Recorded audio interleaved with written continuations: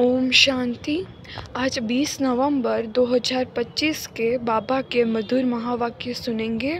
बाबा बोले, मीठे बच्चे, बाप आए हैं तुम बच्चों को शांति और सुख का वर्षा देने। तुम्हारा स्वधर्म ही शांत है, इसलिए तुम शांति के लिए भटकते नहीं हो। प्रश्न: अभी तुम बच्चे 21 जन्मों के लिए अखुट खजानों में वजन करने योग्य बनते हो, क्यों? उत्तर: क्योंकि बाप जब नई सृष्टि रचते हैं तब तुम बच्चों उनके मददगार बनते हो, अपना सब कुछ उनके कार्य में सफल करते हो। इसलिए बाप उनके रिटर्न में 21 जन्मों के लिए तुम्हें अखुट खजानों में ऐसा वजन करते हैं जो कभी धन भी नहीं खुटता, दुख भी नहीं आता, अकाले मृत्यु भी नहीं होती। गीत बजा मुझको सहारा देने वाले। ओम शांति। मीठे मीठे रूहानी बच्चों को ओम का अर्थ तो सुनाया है। कोई कोई सिर्फ ओम कहते हैं, परंतु कहना चाहिए ओम शांति। सिर्फ ओम का अर्थ निकलता है ओम आत्मा। ओम शांति का अर्थ है मैं आत्मा शांत स्वरूप हूँ। हम आत्मा है, यह हमारा शरीर है। पहले है आत्मा, पीछे है शरीर। आत्मा शांत स्वरूप है, उनका निवास स्थान है शांति धाम। बाकी कोई जंगल में जाने से सच्ची शांति नहीं मिलती है। सच्ची शांति मिलती है तब है जब घर जाते हैं। दूसरा शांति चाहते हैं जहाँ अशांति है। यह अशांति का दुखधाम विनाश हो जाएगा, फिर शांति हो जाएगी। तुम बच्चों को शांति का वर्षा मिल जाएगा। वहाँ न घर में न बाहर राजधानी में अशांति होगी। उसको कहा जाता है शांति का राज्य। यहाँ है अशांति का राज्य, क्योंकि रावण राज्य है। वह है ईश्वर का स्थापन किया हुआ राज्य। फिर द्वापर के बाद आसुरी राज्य होता है। असुरों को कभी शांति होती नहीं। घर में, दुकान में, जहाँ तहाँ अशांति ही अशांति होगी। 5 विकार रूपी रावण अशांति फैलाते हैं। रावण क्या चीज़ है, यह कोई भी विद्वान पंडित आदि नहीं जानते, समझते नहीं। हम वर्ष वर्ष रावण को क्यों मारते हैं? सतयुग त्रेता में यह रावण होता ही नहीं।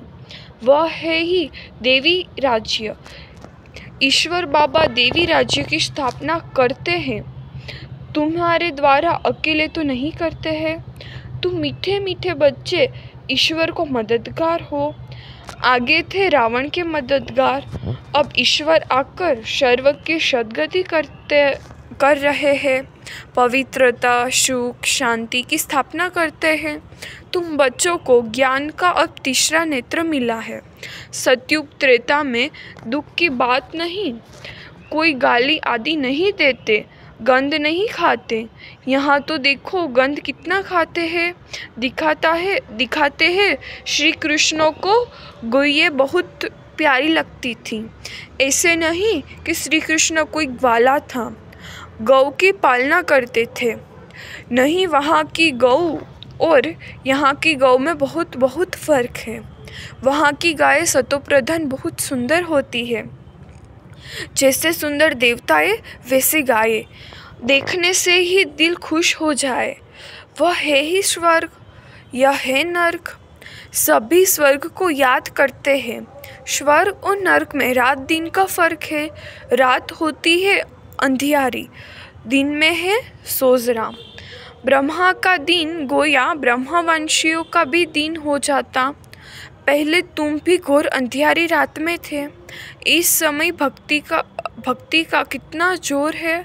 महात्मा आदि को सोने में वजन करते रहते, क्योंकि शास्त्रों के बहुत विद्वान हैं। उन्हों का प्रभाव इतना क्यों है, यह भी बाबा ने समझाया है। झाड़ में नए नए पत्ते निकलते हैं तो शतोप्रधान है। ऊपर से नई सोल आएगी तो जरूर उनका प्रभाव होगा ना, अल्पकाल के लिए। सोने अथवा हीरो में वजन करते हैं, परंतु यह तो सब खलास हो जाना है। मनुष्य के पास कितने लाखों के मकान हैं, समझते हैं हम तो बहुत साहूकार है। तुम बच्चे जानते हो यह साहूकारी बाकी थोड़े समय के लिए है।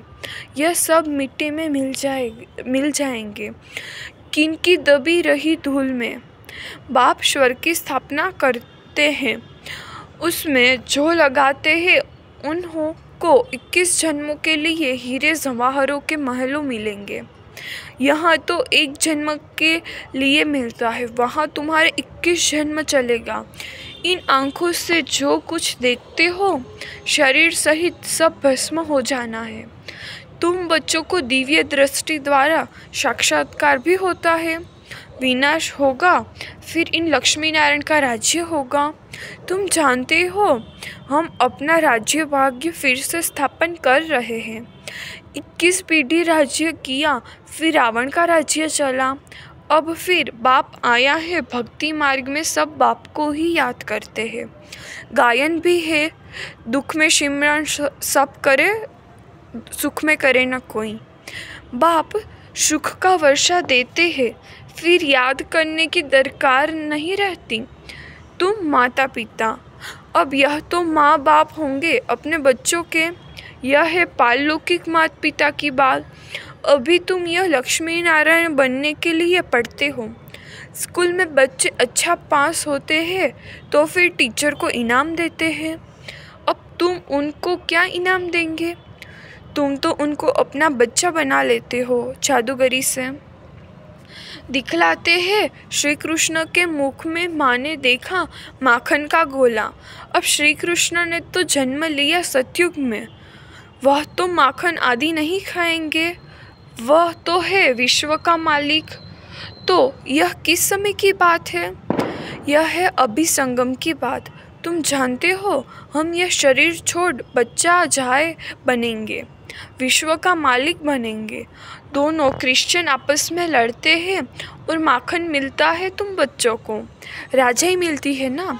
जैसे वो लोग भारत को लड़ाकर मक्खन खुद खा गए।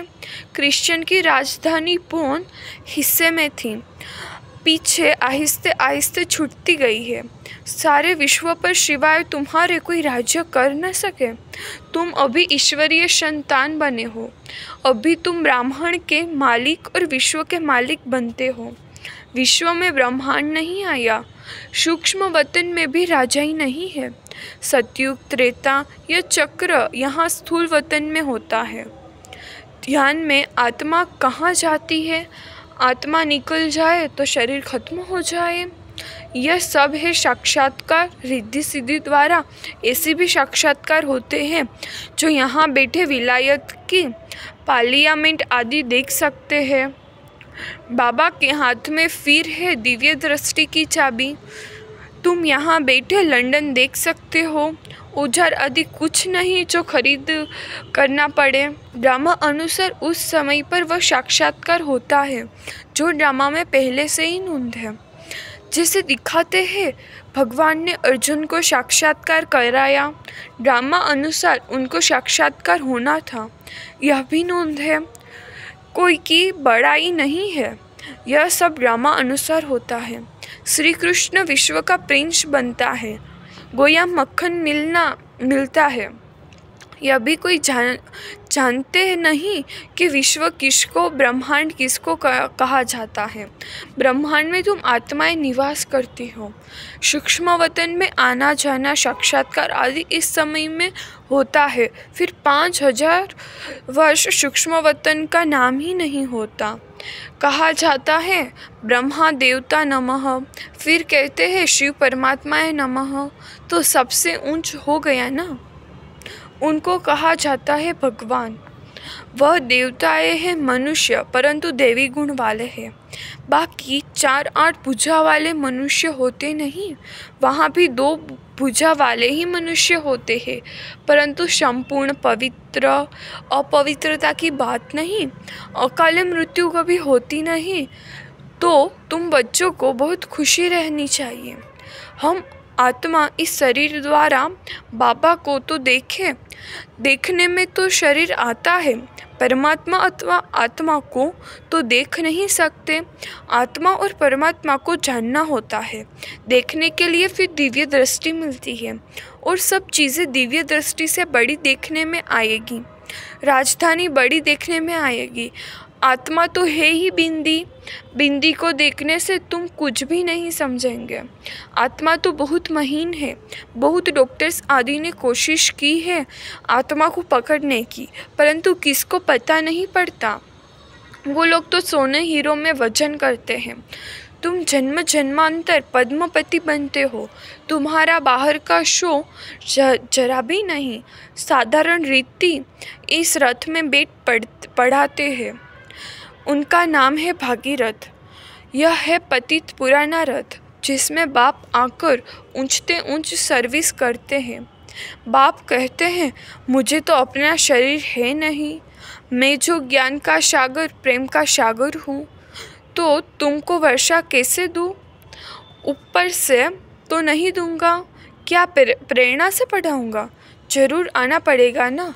भक्ति मार्ग में मुझे पूछते हैं, सबको प्यारा लगता हूँ। गांधी नेहरू का चित्र प्यारा लगता है, उनके शरीर को याद करते हैं।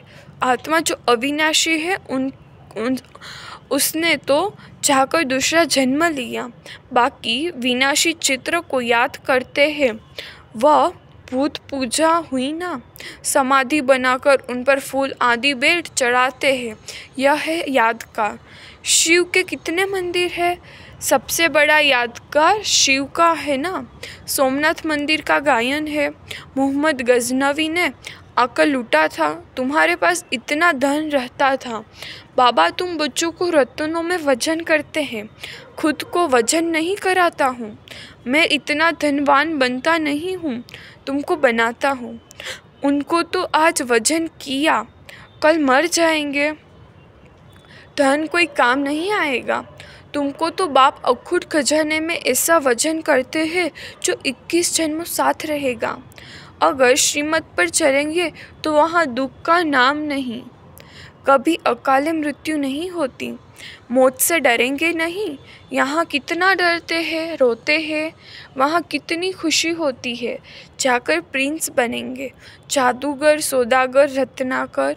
यह शिव परमात्मा को कहा जाता है। तुमको भी साक्षात्कार कराते हैं, ऐसे प्रिंस बनेंगे।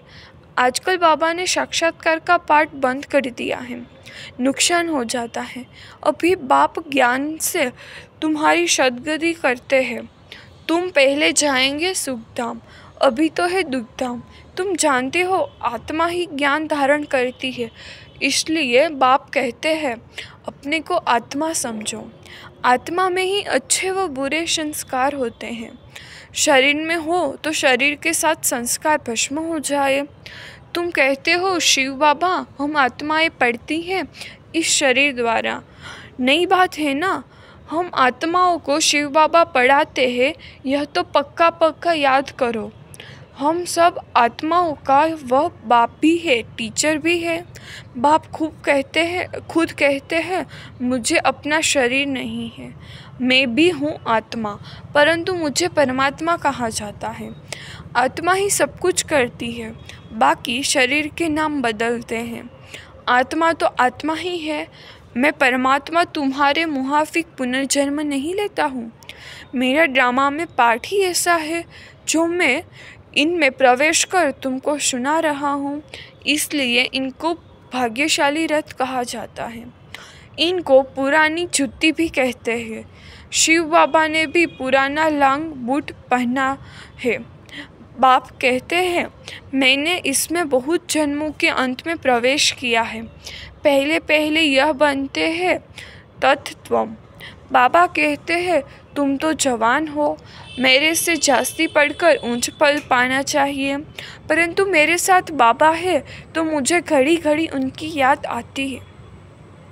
बाबा मेरे साथ सोता भी है, परंतु बाबा मुझे भांकी नहीं पहन सकते। तुमको भांकी पहनते हैं। तुम भाग्यशाली हो ना। शिव बाबा ने जो शरीर लोन लिया है, तुम उनको भांकी पहन सकते हो। मैं कैसे पहनूं? मुझे तो यह भी नसीब नहीं है, इसलिए तुम लक्की सितारे गाए हुए हो। बच्चे हमेशा लकी होते हैं।